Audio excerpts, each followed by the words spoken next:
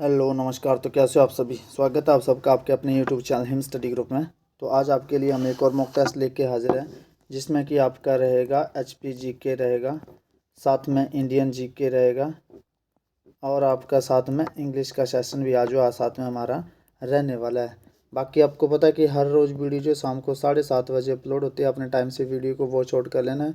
और आप हमारे टेलीग्राम चैनल से भी जुड़ सकते हैं, जिसका लिंक जो डिस्क्रिप्शन बॉक्स में दे रखा है। बाकी जो भी कैंडिडेट अपने एचपी पुलिस एग्ज़ाम की तैयारी कर रहे हैं, ठीक है, या फिर पटवारी एग्ज़ाम की तैयारी कर रहे हैं, उन सब के लिए जो मॉक टेस्ट है ये मोस्ट इम्पोर्टेंट जो वो रहने वाले हैं। बाकी और भी आपके मिक्स मॉक टेस्ट है, जिसमें आपका एचपी जीके है, इंडियन जीके है, हिंदी ग्रामर है, साथ में इंग्लिश का ग्रामर है। ये सारे सेक्शन जो पीछे मॉक टेस्ट में कवर कर रखे हैं और प्लेलिस्ट बना दी गई है इनकी, जिसमें कि 39 की मॉक टेस्ट है, जिसकी प्लेलिस्ट बना दी गई है। तो प्लेलिस्ट जो वो एचपी पटवारी और पुलिस एग्ज़ाम 2025 के नाम से अवेलेबल है आपके लिए। तो वहाँ पे आप सीक्वेंस वाइज करके उन सभी प्लेलिस्टों को देख सकते हैं, जिसमें मैथ का सेक्शन भी आते हैं इंक्लूडेड है इसमें। तो सारा आप वहाँ पे जाके उन वीडियो को भी वॉच आउट कर सकते हैं। तो चलिए स्टार्ट करते हैं आज का फर्स्ट क्वेश्चन। तो फर्स्ट क्वेश्चन है कि कौन सी पर्वत श्रृंखला सिरमौर को शिमला से अलग करती है। तो कौन सी पर्वत श्रृंखला है जो सिरमौर को शिमला से अलग करती है। तो चूड़ चांदनी है, चांसल चोटी है, या फिर धौलाधार पर्वत श्रृंखला है। ठीक है, तो चूड़ चांदनी जो आपकी ये सिरमौर को शिमला से अलग करती है। तो ये चूड़ चांदनी इसका राइट आंसर हो जाएगा। चलते हैं नेक्स्ट क्वेश्चन की ओर। नेक्स्ट क्वेश्चन आपका, मुगलन घाटी हिमाचल प्रदेश के किस जिले में स्थित है। तो ये किन्नौर में है, लाहौल स्पीति में है, चंबा में है, या मंडी में है। तो मुगलन घाटी, ये जो मुगलन घाटी है ये हिमाचल प्रदेश के किन्नौर डिस्ट्रिक्ट में स्थित है। कौन से डिस्ट्रिक्ट में? किन्नौर डिस्ट्रिक्ट में स्थित आपकी मुगलन घाटी। चलते हैं नेक्स्ट क्वेश्चन की ओर। नेक्स्ट क्वेश्चन है कि धमेरी के शहर का पुराना नाम है। तो कांगड़ा का है, ये बिलासपुर का है, नालागढ़ का है, या बैजनाथ का है। तो जो आपका धमेरी है ये इनमें से किसका पुराना नाम है। तो ये आपका नूरपुर, इनमें से किसी का भी नहीं है, ये नूरपुर। नूरपुर का पुराना नाम क्या है? धमेरी। नूरपुर का पुराना नाम है धमेरी। और कांगड़ा का पुराना नाम क्या है? कौन कौन से आपके पता होना चाहिए। त्रिगर्त हो गया, नगरकोट हो गया, और भीमकोट हो गया। ये भी आप जो फेमस कांगड़ा के पुराने नाम है वो भी आप याद रखेंगे। ठीक है, नालागढ़ का पुराना नाम क्या है? हिंडूर। नालागढ़ का पुराना नाम हिंडूर है। और बैजनाथ, इसका जो पुराना नाम हो जाएगा वो हो जाएगा आपका किरग्राम। तो ये ऐसे ऐसे क्वेश्चन जो आपके एचपी पुलिस में जो बनते हैं, तो आप इनका थोड़ा ध्यान रखेंगे। तो धमेरी किसका पुराना नाम है? धमेरी जो है ये पुराने नाम है सारे जो मैंने लिखे हैं। धमेरी पुराना नाम है आपका नूरपुर का। चलते हैं नेक्स्ट क्वेश्चन की ओर। इरावती किस नदी का संस्कृत नाम है? अच्छा, ब्यास। ब्यास का वैदिक नाम क्या है? सबको पता है कि अर्जकिया। तो व्यास का जो वैदिक नाम है वो है अर्जकिया, और संस्कृत नाम क्या है? विपाशा। ठीक है, निकलती कहाँ से है? रोहतांग पास के दर्रे से, ब्यास कुंड से। ठीक है, रावी का जो वैदिक नाम है वो क्या है? पुरुषाणी। रावी का जो वैदिक नाम है वो है पुरुषाणी। संस्कृत नाम है इरावती। सतलुज नदी का वैदिक नाम है शतुद्री, और संस्कृत नाम है शतुद्र। और यमुना का एक ही नाम है वैदिक, जिसको हम बोलते हैं कालिंदी। ठीक है, और एक बच गई आपकी चिनाब नदी। चिनाब नदी का जो वैदिक नाम है वो है अस्किनी। सबके पता होना चाहिए आपको अस्किनी। और संस्कृत नाम है चंद्रभागा। यहाँ से क्वेश्चन आपके जो एग्जाम में बनते हैं। सब नदियों के वैदिक और संस्कृत नाम है। तो इरावती आपको यहाँ से लग गया पता कि इरावती जो वो किसका संस्कृत नाम है? इरावती आपका रावी का संस्कृत नाम। चलते हैं नेक्स्ट क्वेश्चन की ओर। नेक्स्ट क्वेश्चन है कि किस स्थान को पंडित जवाहरलाल नेहरू ने गुलमर्ग कहा था? हिमाचल का गुलमर्ग कहा था किस स्थान को? पंडित जवाहरलाल नेहरू ने जो हिमाचल का गुलमर्ग कहा था। तो खजियार को कहा था, डलहौजी को, मनाली को, या शिमला को? तो डलहौजी, जो डलहौजी है उसको जो वो पंडित जवाहरलाल नेहरू ने क्या कहा था? हिमाचल का गुलमर्ग। तो डलहौजी इसका राइट आंसर हो जाएगा।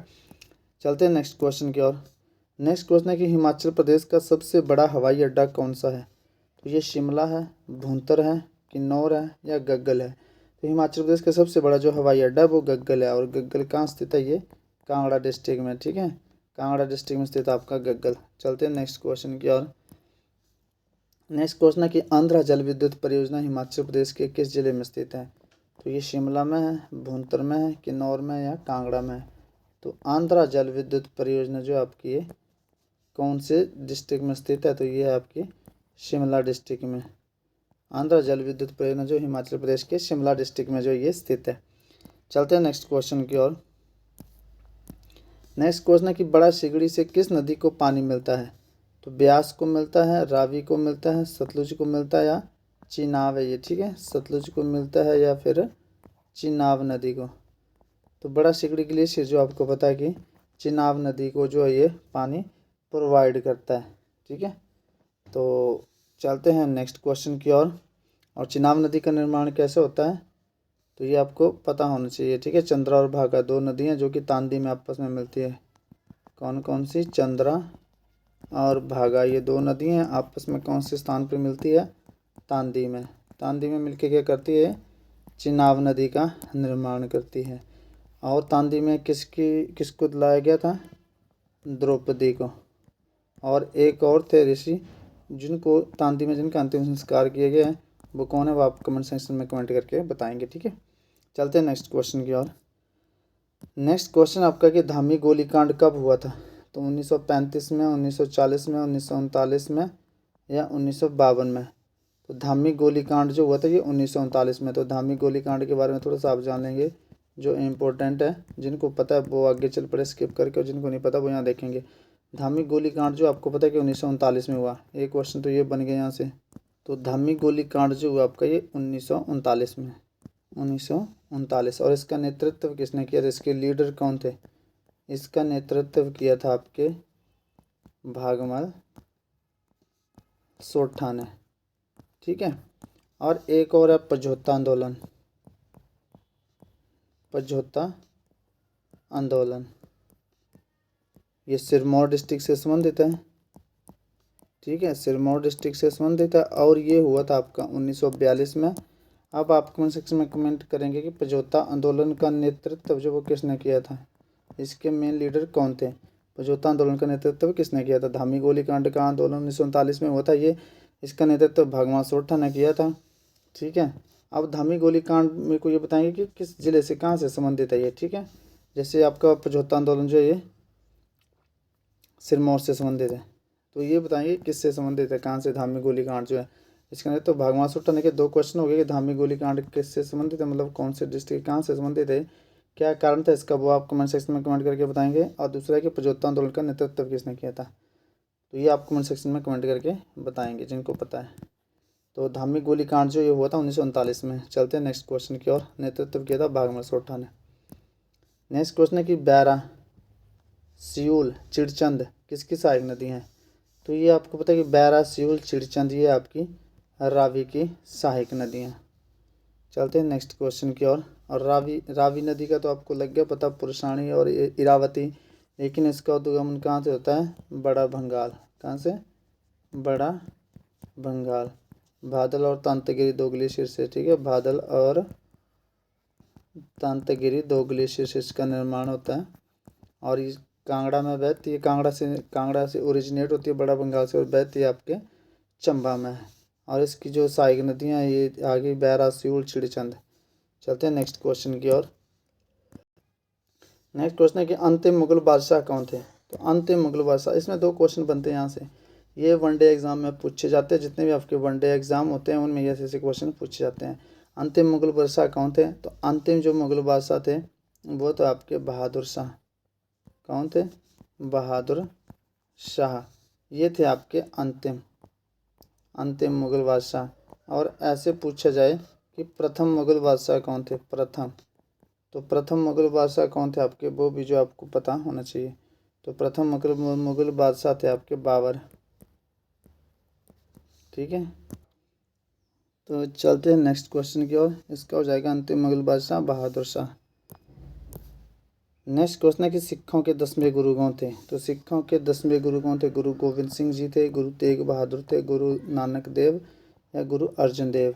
तो सिखों के प्रथम गुरु, जब सिखों के प्रथम गुरु पूछे जाते हैं तो वो कौन थे? वो थे गुरु नानक देव। कौन आ जाएंगे? गुरु नानक देव। और जब सिखों के 10वें गुरु पूछे जाए तो वो थे आपके गुरु गोविंद सिंह। ठीक है, अगर याद नहीं रहता ऐसे तो आपने क्या करना है कि जिस नाम के पीछे सिंह आ जाए वो सिखों के 10वें गुरु थे। तो सिंह सिर्फ आता है गुरु गोविंद सिंह ने। इन्होंने जो सिखों के पीछे सिंह लगाने की प्रथा वो स्टार्ट की थी गुरु गोविंद सिंह ने। ठीक है, तो सिखों के 10वें गुरु कौन थे? गुरु गोविंद सिंह। चलते हैं नेक्स्ट क्वेश्चन की ओर। सिंह और जो कौर लगाते हैं, जैसे हरमनप्रीत कौर, ठीक है, तो जो कौर लगाते हैं और सिंह लगाते हैं नाम के पीछे, ठीक है, तो सिंह और कौर जो लगाते हैं ये प्रथा किसने शुरू की थी? गुरु गोविंद सिंह ने। तो सिखों के 10वें गुरु कौन थे? सिंह। जहाँ पे सिंह आ जाए वो सिखों के 10वें गुरु गुरु गोविंद सिंह।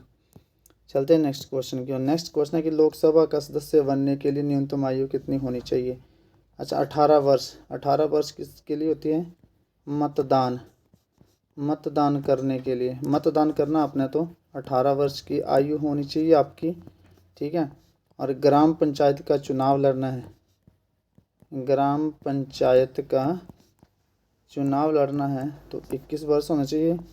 ठीक है, और लोकसभा का सदस्य बनना है, लोकसभा का सदस्य बनने के लिए आपकी आयु जो वो होनी चाहिए कितनी? 25 वर्ष। और राज्यसभा का बनने के लिए 30 वर्ष, 30 ईयर। चलते हैं नेक्स्ट क्वेश्चन की ओर। किस देश में गंगा नदी ब्रह्मपुत्र नदी से मिलती है?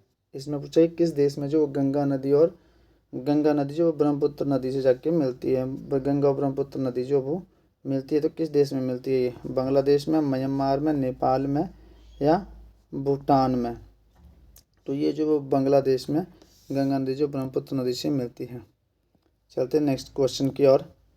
नेक्स्ट क्वेश्चन है कि इंद्र युद्ध अभ्यास किन दो देशों के बीच में होता है? तो इंद्र युद्ध अभ्यास जो वो भारत और ब्रिटेन के बीच में होता है, भारत अमेरिका के बीच में, नेपाल श्रीलंका या भारत और रूस?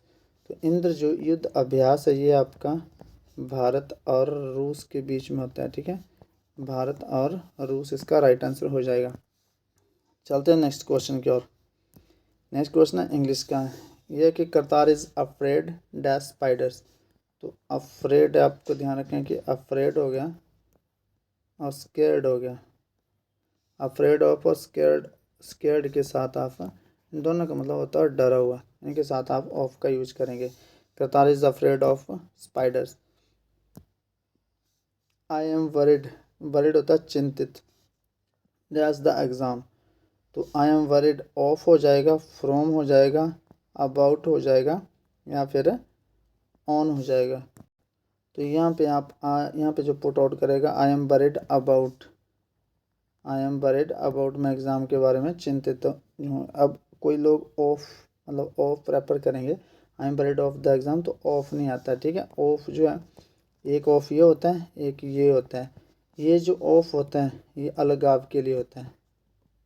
किसके लिए? अलगाव के लिए, अलग होना किसी चीज़ से। ठीक है, और ये जो ऑफ होता है किसी से संबंध बताता है, जैसे वाइफ्स ऑफ राजेश। ठीक है, वाइफ्स ऑफ राजेश ये किसी से संबंध बताता है। तो यहाँ पे कौन सी प्रपोजिशन आएगी आपकी? I am worried about the exam.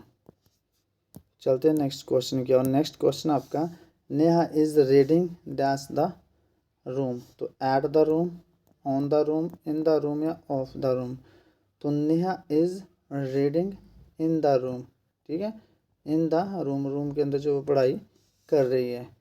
और यहाँ पे इनसाइड नहीं होगा, इनसाइड और इन में फ़र्क होता है। ठीक है, इनसाइड होता है मतलब अंदर कोई चीज़ लॉक हो गई होती है, तो उस कंडीशन में आप इनसाइड का यूज़ करते हैं। लेकिन ये सिंपल सी बात बोली कि नहीं आप पढ़ाई कर रही है रूम के अंदर, तो लॉक नहीं मतलब रूम के अंदर है, तो ये इन आ जाएगा यहाँ पे, Neha is reading in the room. चलते हैं नेक्स्ट क्वेश्चन की ओर। The thieves broke dash his house at night. ठीक ने चोर ने उसके घर को जो पिछली रात जो मतलब पिछली ने कि the thieves broke into his house, उसके घर में जो वो चोरी की थीफ ने। ठीक है, तो ब्रोक इनटू होता है चोरी करना, सेंध लगाना घर में। ठीक है, जिसको हम सिंपल हिंदी में जब इसका मतलब निकले तो सेंध लगाना। ज़बरदस्ती घूरना, ऐसे बोल सकते हैं आप, ठीक है। तो चोर मतलब चोरी करना, सिंपल सा मतलब है कि चोरी करना। The thieves broke into his house at night, रात को उसके घर में घुस गया, मतलब घुस गया तो उसने चोरी की होगी मतलब। तो थीव्स ब्रोक, ब्रोक के साथ आप याद रखेंगे, ब्रोक के साथ हमेशा इनटू का यूज़ करेंगे। The thieves broke into his house at night. चलते हैं नेक्स्ट क्वेश्चन की ओर। नेक्स्ट क्वेश्चन है कि she has dash her husband for 15 minutes. तो बीट्स आ जाएगा, बीट्स आपको पता आएगा नहीं क्योंकि प्रेजेंट इंडेफिनिट टेंस में यूज़ होता है। इज़ बीटिंग कंटिन्यूज में हो यूज़ होता है। अब हैज़ बीटिंग और हैज़ बीटन, तो हैज़ बीटन जो आपका जब पैसिव वॉइस बनाते हैं तो पैसिव वॉइस में हैज़ बीटन का यूज़ जो वो किया जाता है। लेकिन ये जो सेंटेंस है ये आपका प्रेजेंट परफेक्ट कंटिन्यूज का, तो हैज़ बीन बीटिंग आ जाएगा। She has been beating for, she has been beating her husband for 15 minutes. 15 minute से अपने हस्बैंड को जो वो बीटिंग कर रही है, मार रही है उसको। तो ये था आज का सेशन आपका, जिसमें आपका 20 क्वेश्चन थे। 20 में से आउट ऑफ आपका स्कोर कितना था अपने कमेंट सेक्शन में कमेंट करके जरूर बताना है। तो मिलते हैं नेक्स्ट सेशन में, तब तक के लिए जय हिंद जय भारत।